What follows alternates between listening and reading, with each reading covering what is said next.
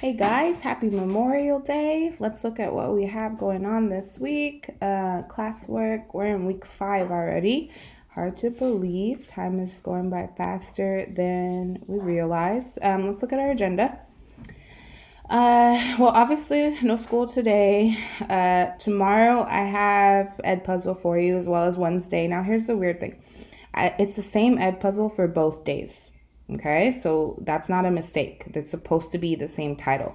But it's just a really long Ed Puzzle, so I wanted to split it up into 2 parts. And then Thursday, I didn't give you guys anything because I was worried that this assignment would take a little bit longer. So if you need extra time on Thursday and Friday, I just wanted you to have that time available to you since we don't have the Monday. Okay.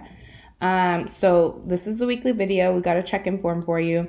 Ed Puzzle, it's like the first 2/3 of the Ed Puzzle until about like 13 minutes. He finishes example 5B.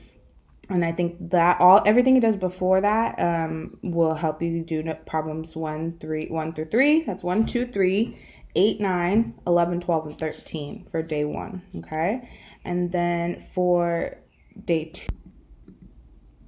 So for day 2, you will watch the last third of the video. It starts about 13 minutes. He starts with example 6A. Take notes, answer the questions. With that part of the video, you should be able to do 4, 5, 6, and 7, 10, 14, and 15. Okay? Let's go take a look at it.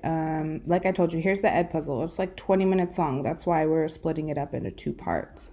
Homework looks like this. It's got some notes at the top. You don't have to use those notes. They're just extra notes just in case you want to print them out, or maybe you print them and then annotate them. Here's the homework. It's the last page.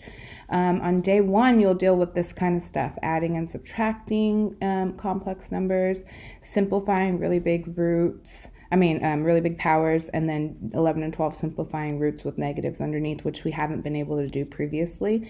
And then on day 2, that's when you'll get into more of this, like number 4, where it starts multiplying. Number 7, when we start getting imaginary numbers in the denominator, we'll figure out how to deal with that as well. Okay.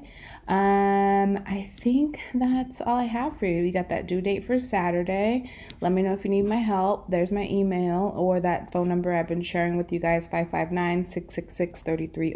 Just text it like a regular number, and that's a quick way to get a hold of me if you don't want to wait for me to check my email. All right. Take care, guys. Have a good week.